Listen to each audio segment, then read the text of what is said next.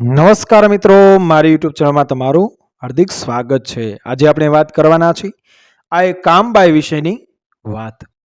જાંબુડા ગામના ચારણો ઘોડાની સોદાગરી કરતા એ 8 મહિના દેશાવર ખેડી ખેડી ચોમાસું ઘરને આંગણે ગાળતા। કંકુવર્ણી ચારણિયાણીઓ દુજાણા વાજણા રાખીને ઘરનો વ્યવહાર ચલાવતી।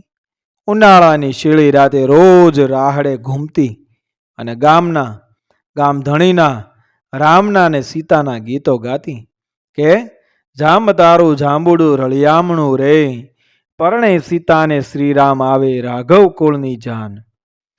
જાન પ્રભાતનો પહોર ઉગમણી દિશામાં કંકુડા વેરે છે।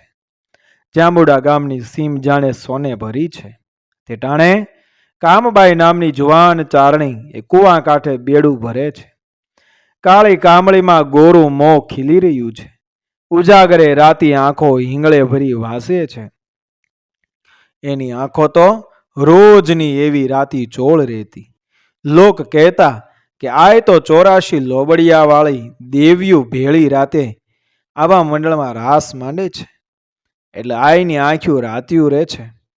રૂડા માણસની ઉજાગરે ભરી આંખે એ રૂડપમાં ઉમેરો કરે છે। માટીના માનવી એ રૂડપના અંગારાને ગુલાબના ફૂલ સમજી દોથો ભરવા લીભાયા છે ને કંઈક કમતિયા દાજ્યા છે। કુવાને કાંઠે કામબાઈનું એવું નિતરતુણ રૂપ નિરખીને એક આદમી ચાલ્યો ગયો। આયનું ધ્યાન તો સિંચવામાં છે। માથેથી કામળી ખંભે સરી પડી છે। કુવાના નીરમાં પડછાયો દેખીને પોતાનો પરદેશ ગયેલો ચારણ સાંભળે છે। અષાઢની વાદળીઓ આભમાં બંધાતી આવે છે અને મોરલા ગળકે છે। ગઢવો છે કે ઘરે ઉઘાડજો। સાંજની રંજો રડીને દીવો વાટ્યો ચડી તે ટાણે કામબાઈની ખડકી પર કોઈક અજાણ્યો ટોકે પડ્યો। ચારણ તો ભાણે ગામત્રે ગયા છે બાપ, એમ કહેતી ચારણીએ બારણું ઉઘાડ્યું। જુએ તો અજાણ્યો રાજવંશી પુરુષ ભેળો એક આદમી। સવારે કુવા કાંઠે નીકળો એ જ આય આ જામ લાખો, આપણા નગરના ધણી ગઢવાની હારે એણે આંતરે ગાંઠ્યું છે। જામના આદરમાન કરો આજ, ખમા બાપ કરોડ દિવાળી। એટલું જ્યાં જુવાન ચારણી બોલે ત્યાં તો ઓહરીમાં ઢોલિયો પડેલો તે નીકળે ઢાળ્યો અને નગરનો રાજા લાખો તે પર બેસી ગયો।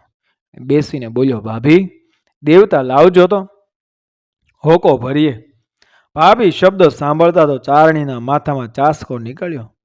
કોઈ કુહાડો જાણે લમડા પર પડ્યો। કોઈ દિવસ ભાભી શબ્દ સાંભળવાનો એને અનુભવ નહોતો।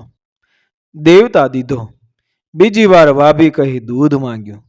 કામબાઈની કાયા ધણેલી ઉઠી અને દૂધ દીધું। ત્રીજી વાર ભાભી કહી પાણી માંગ્યું અને ચારણીને વેણે ઠેઠે અંતરમાં ઉતરી ગયું। અહીં ઢોલીએ બેઠેલા રાજાને રૂવાડે કામ પ્રગટ થયો છે। વિકારના અંગારા બળે છે। લે બાપ, તારે જે જોતું તું એ બધું, એમ અવાજ સંભળાયો। સન્મુખ આવીને ચારણી ઊભી રહી। કામળીમાં ઢાકેલી એક થાળી હાથમાં લીધી છે। કાયા થરથર કંપે છે। લે જઠ, એમ કરી ત્રાડ પાડી। શું? રાજા ચમકીને બોલ્યો, તારે જે જોઈતું એ બધું, કહીને કામબાઈએ થાળી ઉઘાડી। અરર આય, લાખાનો સાદ ફાટી ગયો। થાળીમાં કાપેલા 2 એ અંગ દીઠા। ના ભૂલ્યો, આય નહીં ભાભી। ચારણી આંખો ગુમાવતી હસવા લાગી। લે એ આય, આ હું ભૂલ્યો, ઘર ભૂલ્યો। રાજાએ હાથ જોડ્યા। અરે હોય નહીં, આ લે હું ભેણીને તો ભા સગા આદુનો સંબંધ કવચન કાછેલા કે અવગણે કાઢ્યું। હે રાજા ચારણી એટલે બહેન ને તું ક્ષત્રિય એટલે ભાઈ। ચારણ રજપૂતો વચ્ચેનો આદિથી ચાલ્યો આવતો આ સંબંધ, છતાં હે કચ્છમાંથી જાડેજા રાજા કાછેલા તે ભાભી એવું કુવચન મારા ક્યાં અપરાધે કાઢ્યું? સાંભળીને રાજા ભાગ્યો। પાછળ થાળી સોતી ચારણીએ દોટ દીધી। લેતો જા બાપ, લેતો જા, એવા સાદ કરતી કામબાઈ પાછળ પડી અને ફરી દોહો કહ્યો। સંચલ ધન ચારણ તણા જરશે નહીં જસા, અજરો રે અસા લોઢું લાખણ શીગડા। જે જામ લાખા, આ તો ચારણા રૂપી ધન એ તને નહીં પચે. આ તો લોઢું કહેવાય, એનો તને અપોચો થશે. જામ ઘોડો દોડાવે જાય છે, નગરમાં પેસી જાય છે. પાછળ પાછળ ચારણી પડી છે, એના મોંમાંથી દુહો ગાજે છે.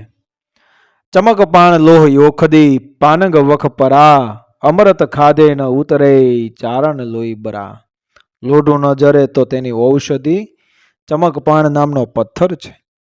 સાપના વિષનું ઔષધ અમૃત છે, પરંતુ અમૃત ખાવાથી જેનું ઝેર ન ઉતરે એવા બુરા તો ચારણના લોહી છે. નગરના મહેલમાં જામે સાંભળ્યું કે ચંડિકા સમી ચારણી હજુ તો શરીરના ટુકડા કરતીને સીમાડે લોહી છાંટતી ચાલી આવે છે. રાજા સામા ગયા, મોંમાં તરણું લઈને બોલ્યા, માતાજી, મને પારકાએ ભૂલાવ્યો, હવે ક્ષમા કરો, હું તને માફ કરું છું. પણ એક વાત યાદ રાખજે, આ તારા મહેલની ઓતરાદી બારી એ કદી ઉઘાડીશ નહીં.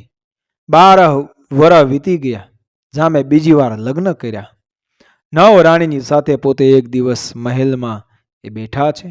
રાણીએ પૂછ્યું, દરબાર, ઓતરાદી દ્રશ્યથી દરિયાના પવનની લહેરો આવે છે, રળિયામણા દેખાવો જોવાય, છતાં એ જ બારી શા માટે બંધ કરાવી છે? ત્યાં એક ચારણી બળી મુવા છે, એની મના છે. કેટલો વખત થયો? 12 વરસ.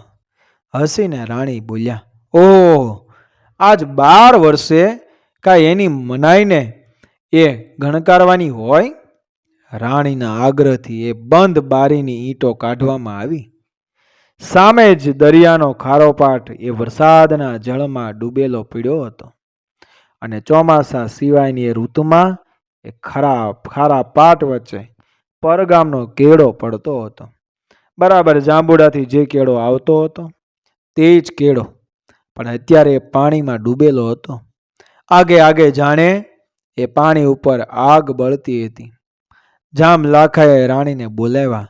આંગળી ચીંધી જામે રાણીને કહ્યું, જુઓ રાણીજી, ઓલી જગ્યાએ પાણીની સપાટી ઉપર ભડકા બળે, ત્યાં એ ચારણ બળી મરેલી. પણ રાજા જ્યાં આંગળી ચીંદાડવા જાય છે ત્યાં તો એ દૂર બળતી જ્વાળા આંગળીને ચોંટી જડ જડ જડ અંગ આખું એ સળગી ગયું. રાજા બળીને ખાખ થયો. ચારણોએ ગાયું, ચાલણને કમક તણી, ઓછી મગણીએ આગ, ટાઢી હોયે તાગ, લાગે લાખણ શીડા. હે લાખાજી જામ, ચારની અંદર અને ચકમકની અંદર બેસુમાર અગ્નિ છુપાઈને રહ્યો છે. દેખાવમાં ચકમક ઠંડો છે, પણ એની સાથે ઘર્ષણ થાય ત્યારે બાળીને ખાક કરે તેવા તણખા જરે છે. તેવી જ રીતે આ વૃત્તાંતમાં પણ અબોલ અને ઠંડી કામબાઈની અંદર એ ઊંડાણે એ આગ બળતી હતી. કોઈ ન સમજે કે એ બાળી શકશે, છતાં ત્યાંથી ઉઠીને એ તને વળગી, તને ભસ્મ કર્યો. જૂનો રાફ ન છેડીએ, જાગે કોક જડાગ, જાગી જાડેજા સરે, કામ ઈ કાળો નાગ. કોઈ રાફડાને જૂનો અને ખાલી સમજીને ઉકેળવો નહીં, કારણ કે એમાંથી કોઈક દિવસ એ ઝેરી સર્ફ નીકળી પડે. જેવી રીતે ચારણ જ્ઞાતિ રૂપી જૂના રાફડામાં જાડેજાને માથે એ કામબાઈ કાળા નાગશી જાગી. લિખિત ઝવેરચંદ મેઘાણી, સૌરાષ્ટ્રની રસધારમાંથી. મિત્રો, વિડીયો પસંદ આવે મારી ચેનલને સબસ્ક્રાઈબ કરો, ફોલો કરો, શેર કરો. મળીએ આવી જ ઘટનાને પ્રેરણાદાયક વાર્તાઓ સાથે આગળના વિડીયોમાંથી. બન્યા રહો મારી ચેનલ સાથે. જય શ્રી કૃષ્ણ, રાધે રાધે, જય શ્રી રામ.